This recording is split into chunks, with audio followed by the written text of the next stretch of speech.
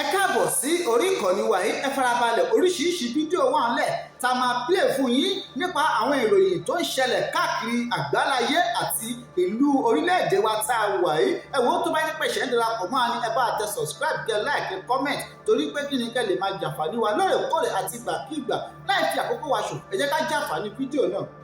Mo kí gbogbo ọmọ kóòtù òjíire bí nílé lóko lódò lẹ́yìn odi. Àánú Olódùmarè ò ní fi wálẹ̀, a ní rí ń gbé sọnù bí ó ṣe bí ọmọ. Ẹ̀yin àgbàlẹ̀ ní ẹ̀tún ní túmọ̀ nù gbó, òṣìṣẹ́ ọwọ́ ní túmọ̀ àlèdè, òyà ní túnú obìnrin yà, abiyamọ ò ní fún gbàjámọ́ ọmọ rẹ̀ kọ́ mọ́ tu. Ẹ wá níbi nǹkan bá ta kókó tó dí kókó ọlẹ́ni tí tú. Àkàndá ló rọ̀rọ̀ lẹ́nu bíi tejò. Àjàó àró irúnmọlẹ̀ ìpadàbọ̀ ọ̀ràn míyàn. Mo kí gbogbo ọmọ kóòtù òjíire bí pátá ńlé lóko lódò lẹ́yìn odi. Àjíǹde arọ́ ọmọ jẹ́ nbí òní bá yín, ìbànújẹ́ òní kàn yín, àṣìṣe òní bá yín pawọ́pọ̀ ṣe nínú ọ̀rọ̀ ìdílé yín, ọ̀rọ̀ ìgbésí ayé yín lágbára Ọlọ́run. Àti kíra wa pa kú oríire. À ń tẹ́ tó fajá ò sí ń bẹ̀. Àwọn ọmọ yáwọ́ ta ìṣẹ́ ẹ̀lẹ̀ ahoro. Wọ́n ti gbòmìnira. Wọ́n wà nílé ìwòsàn ti iléeṣẹ́ ológun. Wọ́n ń fara nísinmi, wọ́n gbà tọ́jú lọ́wọ́. Gómìnà Seyi Makinde ní àwọn ó wò wọ́n fódìdí wákàtí 48. Lẹ́yìn ìgbà náà, àwọn ó sọ pé kí iléeṣẹ́ ológun kí wọ́n fà wọ́n lé àwọn lọ́wọ́. Èyí ò ní pé kí wọ́n fà wọ́n lé ìjọba ìpínlẹ̀ Ọ̀yọ́ lọ́wọ́ bóyá lọ́jọ́ ajé. Àwọn wá ṣe àsopọ̀ bí wọ́n ṣe darapọ̀ pẹ̀lẹ́bí wọn, bí wọ́n ṣe darapọ̀ pẹ̀lú ya, bí wọ́n ṣe darapọ̀ pẹ̀lú bàbá, báwọn ọlọ́kọ bí wọ́n ṣe fojú kan ọkọ wọn padà. Gómìnà sọ wípé ọmọ kékeré kan bẹ́ẹ̀ tí ń pariwo ìyá òun ìyá òun ìyá òun, ẹ gbọ́ ẹgẹ́sìn kẹsẹ̀ ní tàpá. Ta ni wọ́n kiri bọ̀ níkùn tí ò ní fàbínú yọ? Ọmọ ọdún 2 láyé ìgbà tiwa ó wà lẹ́nu ọyàn. Àwa ire wo didi ọdún 3 gbáko ńlá ìmúmú láyé àyà wa. Àyè lọ́dà ayé èbó tẹ́ ń dojú egbò délẹ̀. Àwọn ọmọ ìsẹ̀yìn ọ̀fẹ́ fọmọ lọ́yàn mọ́, ẹ̀fọ́ ọmọ lọ́yàn, ẹ̀fọ́ ọmọ lọ́yàn, ẹ má gbọ́yàn lẹ́nu ọmọ oṣù kan, ẹ̀fọ́ ọmọ lọ́yàn mú o. Ẹlòmíà ló lè fọmọ lọ́yàn jọ oṣù 6 lọ, mi ò lè jẹ́ kọ́ mú mi ó dà wálẹ̀, okú ìyà. Bàbá mọ̀ fún wọn lọ́yàn dáadáa, ọ̀rọ̀ ẹnu ààrẹ adásáká. Àwọn èèyàn gbọ́ mi wá ní Mr. Awíkóńkó, ọ̀rọ̀ dásáká lẹ́nu yín, wọ́n mú yàn pé ni. Mọ́ mi ròyìn gbà náà. Ìmàmá gbé àpótí wá bá wọn pé ń mú yàn, ń mú mú. Mo kí gbogbo àwọn òbí, àwọn ọmọ kéékèèké pé ẹ kú oríire, ẹ kú ìwọ̀nà, ẹ kú ara yá. Ìbànújẹ́ ò ní dàpọ̀ mú mi ayọ̀ yín láṣẹ Èdùmàrè. Oríire tó wọlé kò tún jáde mọ́ lágbára Ọlọ́run. Ṣé àgbàgbé bí ọba nídìí obìnrin kì í jẹ́ kúmọ́lú? Àwọn gbólóhùn bíi mélòó kan bẹ tá a fẹ́ béèrè lọ́wọ́ gómìnà ìpínlẹ̀ Ọ̀yọ́ onímọ̀ ẹ̀rọ Seyi Makinde. Lóòótọ́ lánàá ńgbà tí àwọn akin ọmọ iléeṣẹ́ ológun wà nínú igbó, wọ́n ní gómìnà bọ̀rọ̀ campaign lọ Bauchi. Ìyá ń ronú ọmọ ń roka, òkú ọ̀pápọ̀ mọ́yàwó, òkú retẹ́ ìyàwó gba ṣọ́ọ̀ṣì lọ. Ntọ́ba kọ́lá wọlé ọ̀bá kọ̀rọ̀ dé. Àrùn tí ń ṣe lè ń bá jẹ́ ọ̀sọ́mọ rẹ̀, lè ń bá jẹ́ ń sunkún owó ọmọ, ń sunkún ọkọ kóńkó jábélé. Ẹ̀rílẹ̀ ayé ìbí ẹlẹ́kùn ti ń sunkún, láláyọ̀ ti ń yọ̀. Ìbànújẹ́ nìkan ò túlù ń tọ́sẹ̀lẹ̀ láwòrán ìṣí ẹ̀lẹ̀ kò dí campaign lọ́wọ́, kò sí wàhálà. Bọ́ bá ti wù kálukú kí kálukú ọmọ ṣe, wọ́n ti wù wá ká máa hùwà. Adákẹ́dájọ́ ń wò wá tọ́mọ̀ dá tí ò ní fìsíbì kan. Ọlọ́run wo gbogbo wa látòkè lágbára Ọlọ́run Ọlọ́run ò ní fi wá ṣe àpẹẹrẹ bú. Mo wá la ní gbólóǹbí mélòó kan tá fẹ́ béèrè lọ́wọ́ ẹnjìnìà Seyi Makinde. Nínú ọ̀rọ̀ tí Seyi Makinde sọ ńgbà tó lọ wo àwọn ọmọ yìí nílé ìwòsàn ti iléeṣẹ́ ológun. Èmi ò mọ̀ pé Seyi Makinde ó sọ wípé ọ̀rọ̀ tó délẹ̀ yìí kì í sí ọ̀rọ̀ ká máa di ẹ̀bi lé ẹnìkan lórí, ńlágbájá ló jẹ̀bi, tàmẹ̀dùn ló jẹ̀bi, làkàṣègbè ló jẹ̀bi, pé ọ̀rọ̀ ká fọwọ́sowọ́pọ̀ la wà yìí. Ọ̀rọ̀ ń bẹ tá a máa sọ tí gómìnà Seyi Makinde sọ sẹ́yìn níbi tó ti ń tì í sí Bọ́lá Ahmed Tinubu àtìjọba àpapọ̀ páwọn ni wọ́n orchestrate ìjínigbé tó ṣẹlẹ̀ nípínlẹ̀ Ọ̀yọ́, àbí kí nìyẹn túmọ̀ sí?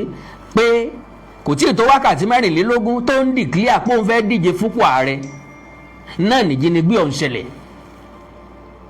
Nìyẹn túmọ̀ sí wípé láti disrupt intention o, ambition o, ńlọ́jẹ́ kí ìjínigbé ó wáyé, bóyá wọ́n mọ̀ bóyá ìjọba àpapọ̀ ló jí ọmọ gbé.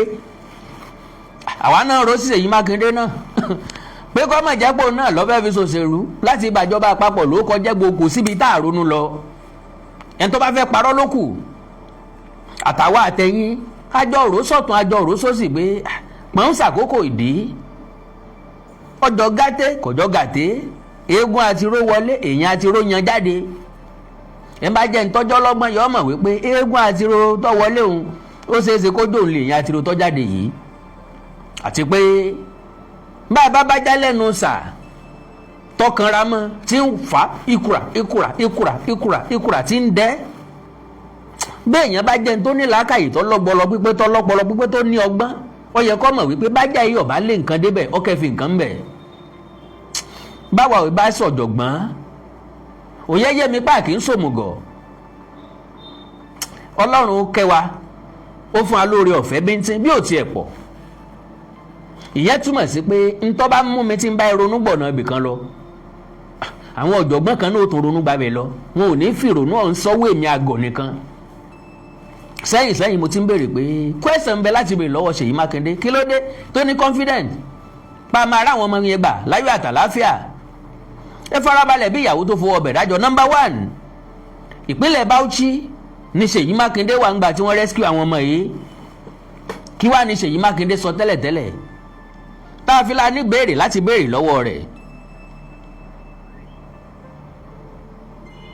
Now bẹ́ẹ̀ bá gbàgbé ọ̀rẹ́ wa good morning daddy Peter Obi ńgbà tó wọ́n bọ̀rọ̀ jẹ́ ó ní could you believe pé Seyi Makinde ò tí ì receive call látọ̀dọ̀ President Bola Ahmed Tinubu lórí àwọn ọmọ tí wọ́n jí kó láwòrò ìṣẹ̀lẹ̀. Bẹ́ẹ̀ bá gbàgbé èmi àkàndọ̀rà kòǹkó wá báyìí mo ní ìjẹ́jẹ́ mọ̀ wípé officially Seyi Makinde ó sọ fún Bola Ahmed Tinubu pé wọ́n jí ọmọ kó. Seyi Makinde dúró pé ó yẹ káàrí ó ti gbọ́, bá ààrẹ bá wá gbọ́ ó yẹ káàrí ó lè kí òun pé òun kó ọ̀rọ̀ ọmọ. Meanwhile bí ìṣẹ̀lẹ̀ bá ṣẹlẹ̀ bẹ́ẹ̀ níjọba ìbílẹ̀ yóò bá ní bíṣọ̀bù yóò dégbò olúgànbé là ké sí. Bí nǹkan bá ṣẹlẹ̀ bẹ́ẹ̀ ọ̀rọ̀ tó bá jọmọ ilé lọ bá lé ilé la fi sùn. Gómìnà ní alága ìjọba ìbílẹ̀ ó pè my governor orújú o orúgbó o nǹkan ṣẹlẹ̀ o báyìí ló ṣe rí o báyìí ló ṣe jẹ́ o. Seyi Makinde ò lè dìmẹ̀ fit láti dá nọ́mbà President Bola Ahmed Tinubu. Ààrẹ òfojó tí ẹ gbé kà, ààrẹ wo wípé well nínú 36 governor ìkan péré lọ jẹ́, ṣùgbọ́n ọmọ 39 olùkọ́ 7 èèyàn ńlá èèyàn tó pọ̀ ni wọ́n, because nínú àwọn ọmọ 39 ẹ lè sọ fún mi pé kò sí mílíọ̀nìà láàrin wọn, kò sẹ́ni tó lè bá mi proof ẹ̀. Torí pọ̀ kò sẹ́ni tó mórí olóyè nígbà ìwé. Ńgbà táwa náà wà ń kékeré àwọn àgbà kan mọ̀ kàn wá ń kó òrórí ẹ̀kẹlẹ̀ sí wọ́n mọ̀ gbá wá ń di òrí díẹ̀ kẹ̀dẹ̀rẹ̀. Wọn ò ní mọ̀ wípé orí òkìkí orí ọlá làwọn ń gbá ńgbà kékeré òun. Àwọn ọmọ ẹ̀ ò ní lan tí wọ́n là kọjá òun kí wọ́n mọ̀ wá jẹ́ èèyàn lọ́la. èèyàn ńlá pọ̀ láàrin wọn ńlọ jẹ́ kí wọ́n rí ṣòro. Ibi tí ọba ti sógo ni ò sógun, ibi tógo bá ti wà ogun bẹ́ẹ̀nbẹ́, àtògun wọn jọ ń fẹ̀gbẹ́kẹ̀gbẹ́ rìn. Bórí bá sì ti tóbi tó ní ṣe fó lórí. Ìyẹn ò dá mi lójú dáadáa wípé àwọn ọmọ yìí olóríire pọ̀ láàrin wọn, àwọn òbí wọn sì jèrè wọn. Alright, mo wá wí ngbà náà, mo ní ẹnjìnà Seyi Makinde ṣé ọ̀fọ̀rọ̀ yìí ṣòṣèlú? Ẹ gbọ́ nǹkan tí Seyi Makinde sọ. Oyo school abduction came hours after my 2027 presidential declaration. Ìyẹn ò Seyi Makinde ló sọ bẹ́ẹ̀. Oyo state governor Seyi Makinde on Friday, ìyẹn lánàá òde yìí o, lára tí ń sọ ní Bauchi nu o, kò tí ì mọ̀ pàára wọn ọmọ ń gbà jáde. Ṣé statement yẹn yẹ lẹ́nu ẹni tó jẹ́ chief security officer of a state. Seyi Makinde tó ń lọ́dún mẹ́jọ lọ lórí ipò tó wà gẹ́gẹ́ bí gómìnà. Oyo state governor Seyi Makinde on Friday said the abduction of pupils and teachers from Orire local government area occurred just hours after he declared his intention to contest the 2027 presidential election. Makinde made this remark while addressing a meeting with Bauchi State Governor Bala Muhammad and leaders of the Allied People's Movement in Bauchi, ẹgbẹ́ òṣèlú wọn APM no. Recalling that Oyo had not recorded a similar incident during his 7 years in office before the May 15 attack. Ntí Seyi Makinde ń gbìyànjú àti sọ ǹgbé láti ẹjọ́ tó ń ti wà lórí àlééfà o, irú ìṣẹ̀lẹ̀ bẹ́ẹ̀ ò ṣẹlẹ̀ rí, kí ló wá dé tó jẹ́ pé ó ń kéde interest òun bó ń fẹ́ dupò ààrẹ ní wàhálà wa wọlé wẹ́rẹ́, wọ́n fẹ́ fi kíní implicate òun ni. Ẹ wò lé ayé báyìí, agbọ́nsẹ́ òyìnsẹ́ sójú olóko déédéé wú lásán ni. Àwọn kan ń rò wípé ìjọba àpapọ̀ fẹ́ fi bókọ Seyi Makinde jẹ́, àwa kan ń rò wípé Seyi Makinde fẹ́ fi bókọ ìjọba àpapọ̀ jẹ́. Èmi ò sínú ẹni tí ó torí ba bẹ́ẹ̀ agbádá láti sọ̀rọ̀, tàbí tí wọ́n sọ̀rọ̀ tí wọ́n pè ń wí bẹ́ẹ̀ mọ́. Èrò ọkàn wa ni gẹ́gẹ́ bí èèyàn ẹlẹ́ran ara, ìwọ náà ó rò bẹ́ẹ̀, bọ́ọ̀ bá dẹ̀ lè rò bẹ́ẹ̀ Ọlọ́run kẹ́ ọ. So he said, and I quote, "For 7 years we didn't witness anything like this in Oyo State. I declare ó dùn mí tètè extract fídíò yẹn jáde, òun gangan ní bá play. I didn't witness anything like this in Oyo State. Máa padà lónú program mi. I declared to run for presidency of Nigeria at 4 o'clock and by 9 a.m. the following morning the children were abducted." My lovely brothers and sisters, ǹjẹ́ ọ̀rọ̀ yìí yẹ kó jáde lẹ́nu gómìnà ìpínlẹ̀, chief security officer inú state kan? Alright, hours after Seyi Makinde's remark in Bauchi, the presidency announced that all the victims had been rescued after spending 56 days in captivity.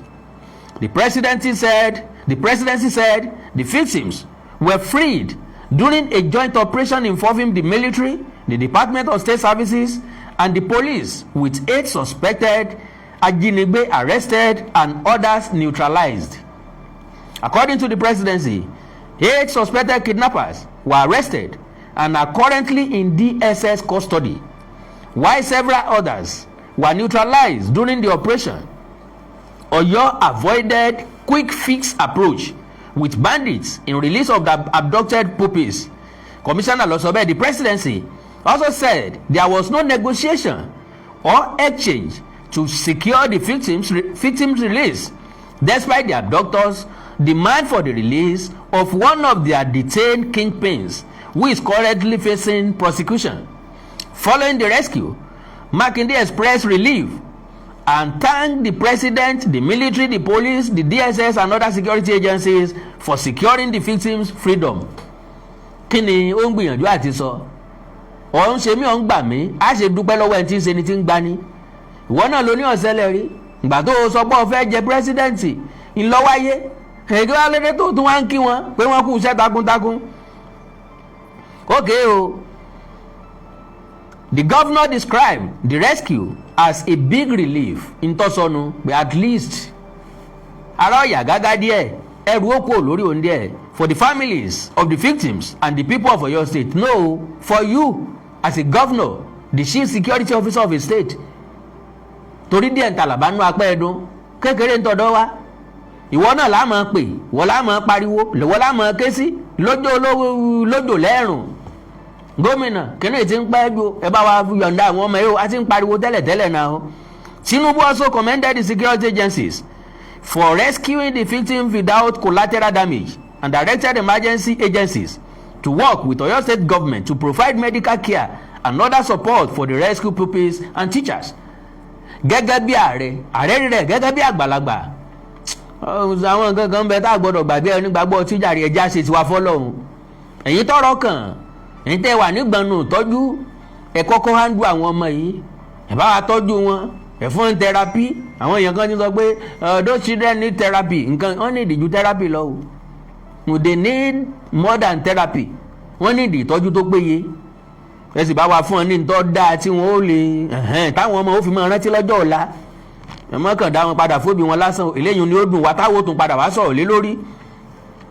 Makinde formally declared his intention to contest the 2027 presidential election on May 14 at a joint rally of the People's Democratic Party and the Allied People Movement in Ibadan, where he announced his ambition. He absolutely emerged as the presidential candidate of the Allied People's Movement at the party's primary later that month, after running as its consensus candidate. It's big reliefs. Okay, now ẹ̀já gbọ́rọ̀ Makinde o. Governor Seyi Makinde of Oyo State has described the release of abducted persons in the state as a big relief, saying the state government and the families had waited 57 days for their freedom. In a telephone interview with iléeṣẹ́ tẹlifíṣàn kan aired on lónìí, Makinde thanked service commanders, the Nigeria Police, the Department of the State Services, the military and the Federal High Command for their roles in rescuing the release, in securing the release. He also expressed appreciation to President Bola Tinubu for what he described as sustained prayer that helped bring the matter to a resolution. He said, and I quote, "Thank you so much. It is such a big relief for all of us and for those waiting for this past 57 days. I think it's a big relief for all of us, and we use the opportunity to say thank you to our service commanders, the Nigeria Police, the DSS, the military, and the High Command, and of course the President for pushing really hard to have this thing done." Makinde said he was overjoyed by the development, but noted that he would speak further once he had gathered his thoughts. Makinde also thanked the media for keeping the momentum in keeping all stakeholders on their toes until the victims were released. àwa náà kíra wa pa kú oríire tàwọn ọmọ wa tó padà now. Okay, ọ̀rọ̀ mẹ́mbẹ́ o. Now bóyá kí n kọ́kọ́ play ọ̀rọ̀ Seyi Makinde ká tó wá treat ọ̀rọ̀ Peter Obi tó ní can you imagine presidency ò tí ì pé Seyi Makinde yóò bá ní bókè ọ̀bá lọ bá mọ̀ fún rẹ̀ rí bókè èèyàn méjì ò kì í jẹ̀bi kíkí bọ́ bá ní lágbájá ò kí mi tàbí tàbẹ̀dù ò kí mi wọ́n ní kí ló dé tí wọ́n náà kọ́kọ́ kí bí ọba kọ́kọ́ kí ọ tí wọ́n bá kọ́kọ́ kí kò sí ní tó burú ńbẹ̀ káró sọ ọmọdé káròdì má sọ kídi ọmọ ti gbófo ṣèfínì wọn ìjìjà kíkí. Now ẹ máa gbọ́ o, after the Orire rescue, is Seyi Makinde still waiting for the presidential phone call? Seyi Oladejo lọ́kọ́ Lagos APC chieftain ọ̀rọ̀ kì í bẹ̀ ló jẹ́ kí n mú wá kò sọ̀rọ̀ tí mo mú wá tí ò ní túmọ̀ The successful rescue of the Orire abductees is a moment of relief for every well-meaning Nigerian. We rejoice with the parents, families, and the people of Oyo State whose prayer have finally been answered. We salute the gallant officers and men of our security agents whose courage, professionalism, and painstaking intelligence-led operations made the rescue possible. But beyond the celebration lies a political question that Governor Seyi Makinde owes Nigerians to answer. Béèrè tí mo wá béèrè lọ Seyi Makinde rèé. Because nígbà tí mo sọ bẹ́ẹ̀ ń jó ní comment section ẹnìkan ti sáré ta sí mi, Mr. Wikonko, why are you talking like a kid? Tí federal government ò bá wà aware, ta ló ń control àwọn ọlọ́pàá, ta ló ń control sọ́jà? That means president wà aware nìyẹn. Mo ní president wà aware. Ó yàtọ̀ sí wípé wọ́n inform presidency formally. Òkú tí ìṣètẹ́ ní ọjọ́ tọ̀fọ̀, iṣẹ́ tí wọ́n bá bẹni sí tó ń ti yìn ní rìn, èyí tí wọn ò pe ní síta jẹ́ tó ń ti yà ní rìn. Kọ́ọ̀sì dìmáàndì kí Seyi Makinde ó kí fóònù mọ́lẹ̀. Hello sir, my president, ìṣẹ̀lẹ̀ báyìí la mọ̀ rí nípínlẹ̀ Ọ̀yọ́ o, ẹ dákun o, ẹ gbà wá o. Ẹ̀ńbà tó nígbà náà lásà fọ̀rọ̀ lọ, ẹ gbà wá o. Ìyẹn ni pé wọ́n sọ formally, bọ̀ kẹ́yìn ọkàn máa sọ ọ̀fẹ́ ṣènáwó nísìn, wọ́n sọ wípé ẹ̀yẹ káwókó kó gbọ́. After all, mo sàǹpolówó lórí rédíò, ó ṣe mo ti gbọ́ ń ọ̀kan wá nìyí. Kọ́sí dìmáàndì kó pè mí, ẹ ló wá Wikonko, mo fẹ́ celebrate báyìí báyìí o, mo fẹ́ ṣe nǹkan báyìí báyìí o, lọ́jọ́ báyìí báyìí o, yóò wù mí kọ́ wà ńbẹ́ o. Sèfínì o invite mi nu bí n ò tiẹ̀ rí invitation ní wọ́n máa gbé invitation àmọ́ onínáwó ló pè mí o, ẹ pè síta òun ló pè mí ló invite mi ń ọ̀yọ́jú náà wá o. So but beyond the celebration lies a political question that Governor Seyi Makinde owes Nigerians to answer. Is he still waiting for President Bola Ahmed Tinubu's phone call? When I said it the other time, àwọn èèyàn accuse mi bí ẹni pé mi mọ nǹkan tí mò ń ṣe, kò sábà sí nǹkan tákàndá ọ̀rọ̀ Awíkonko sọ tí mi ò ní reason and purpose tí mo fi sọ, tàbí tó jẹ́ pé mi nìkan ni màá wá ronú in that direction. Torí pé ìwọ lè mọ̀ wípé Ọlọ́run kẹ́ mi, ní sọ́jú bá ń lọ, Ọlọ́run fún mi lórí ọ̀fẹ́. God bless you. Is he still waiting for President Bola Ahmed Tinubu's phone call? At the height of the unfortunate incident, Governor Makinde chose to shift national attention from the plight of the victims to what appeared to be his disappointment that the president had not personally called him. Instead of inspiring confidence in ongoing rescue efforts, he succeeded in creating a needless media conversation around protocol and political optics. It was an unfortunate attempt to reduce governance to symbolism. Today, the Orire victims are back home, not because of a presidential phone call, but because President Tinubu did what presidents are elected to do: to take action, to put in effort. Kì í ṣe láti make phone call tí unnecessary. I surface phone call. No, we don't expect that from our president. We need action, and it has shown just like that.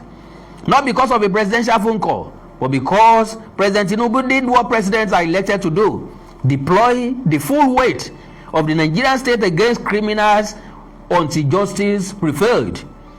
The president understood that victims in captivities needed action, not headlines. But Seyi Makinde needed headlines. Yóò bó oníròyìn sọ̀rọ̀, àwa mọ̀ wípé inú gbó Odoyo National Park ni wọ́n wà, a máa rá àwọn ọmọ yẹn gbà padà. Sẹ́yìn òbí believe wa, a máa gba àwọn ọmọ yẹn padà. Ó ń dì wọ́n mú, ó ń ọ̀gì wọn, ń ṣe gbáyín ṣàwo. At the end of the day, kí ló ti di ọ̀gì ẹ̀ jáde? Ọlọ́run ràn yín lọ́wọ́. While political actors obsessed over who called whom, wọn Peter Obi nu táǹpẹ́ nìkan, kí ni impact Peter Obi, kí ni influence ẹ̀ lórí àrùn àwọn ọmọ tọ́jáde yìí? Gbogbo nǹkan politics ní lọ́dọ̀ Peter Obi. Ìdínú tí ò fi lè so lórí, tí ò fi lè lead wa Nàìjíríà. While political actors obsessed over who called whom, security agencies were painstakingly gathering intelligence, tracking criminal networks, coordinating operations and risking their lives to bring innocent Nigerians home safely. That is leadership. The irony is difficult to ignore. Those who are busy counting missed calls, àwọn alákọ̀rí wọ́n count iye missed call, contributed little to the actual rescue, while those who said less accomplished the more. Yes, of course. Kí ni Peter Obi ṣe tó ràn wá lọ́wọ́ tó jẹ́ káwọn ọmọ èèyàn wálé láyọ̀ àtàlàáfíà? Nothing. Could you believe that Seyi Makinde has not received phone calls from the presidency? Kí ni olóhùn tẹ̀rín bí ohun egbére hùn? The irony is difficult to ignore. Okay, this episode once again exposes a disturbing tendency among some opposition politicians to politicize virtually every national challenge. Every tragedy becomes an opportunity for cheap political points. Every security challenge becomes an avenue to manufacture controversy against the federal government. It is not needed, and that is not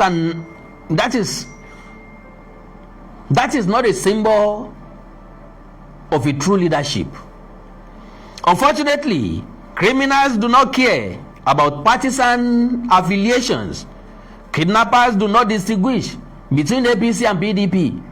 Ṣé gbà tí wọ́n fẹ́ káwọn ọmọ yìí ṣé wọ́n béèrè lọ́wọ́ wọn PDP mọ́mí ẹni àbí APC? They didn't.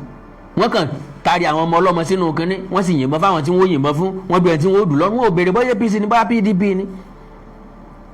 What they understand is the force of a determined state backed by capable security institutions and decisive leadership.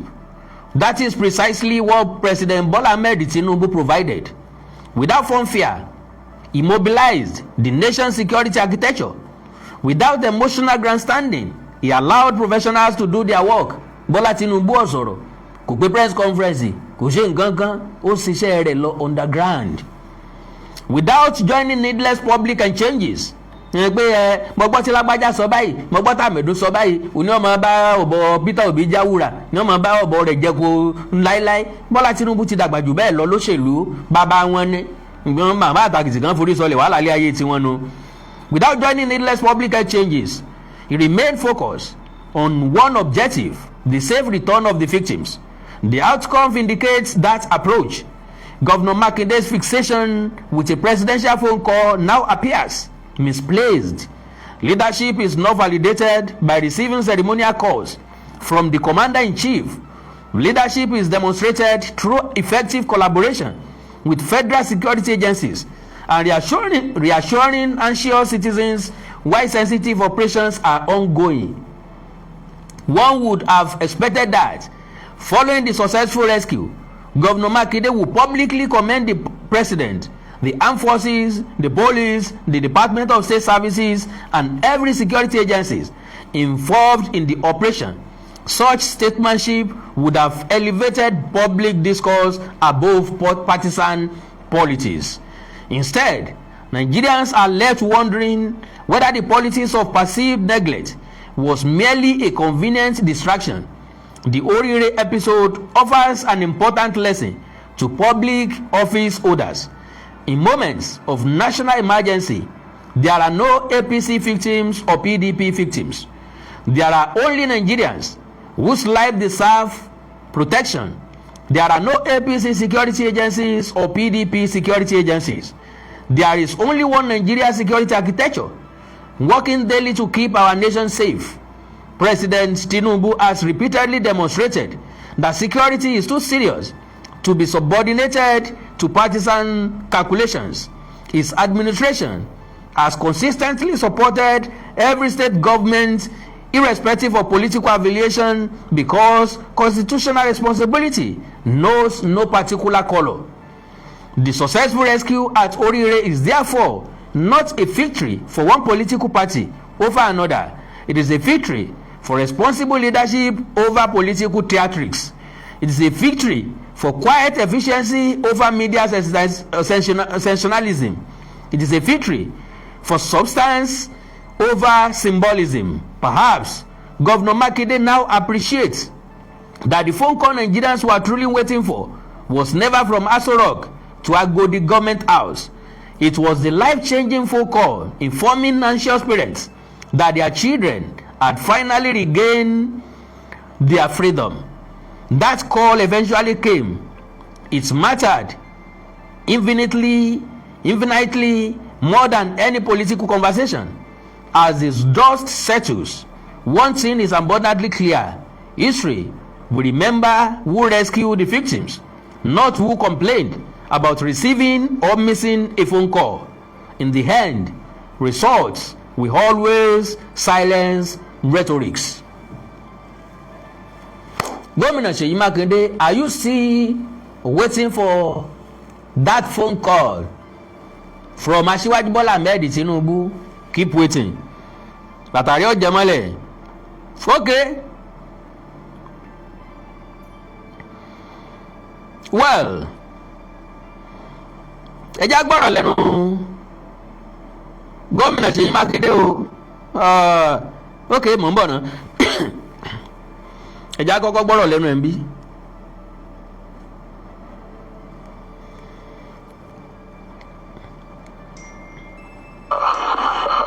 Unbelievable. When Chibok happened, it was the fault of President Jonathan.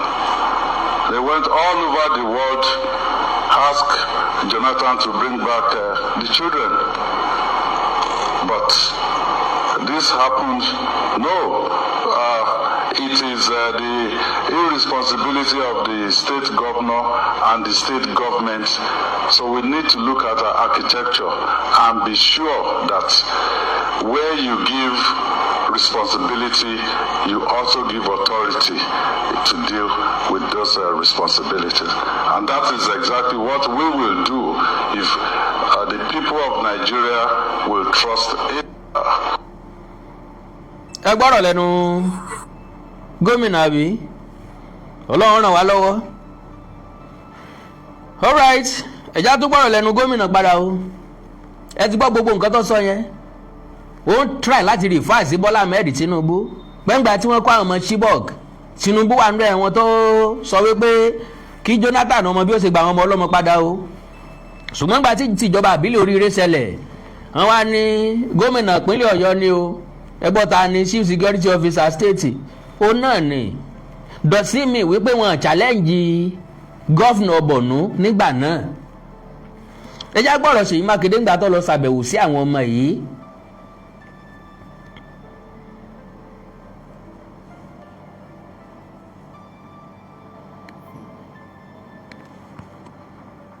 The 39 of them. Also, 5 of the 7 teachers. So we give glory to God and we say thank you to our troops, the officers and men. We lost some officers and part of our troops as well. So all the families that have lost loved ones in this whole process, we want to assure them that their loved ones will not have died in vain. So I'm extremely happy. You've just gone in there to interact with the children and their teachers. What did you take out? What's their state of mind? How are they feeling? We've not seen them, so you tell us what's their status at this particular time, sir. First, I can see that they were happy to be out of captivity, just like any of us. When your freedom is taken away, it's a different set of mind. But they are glad to be back. Some of them are still very frail. They have to do quite a bit of medical intervention, post-traumatic issues, to be addressed. But we have the team ready to do that. How soon are they going to be reunited with their families?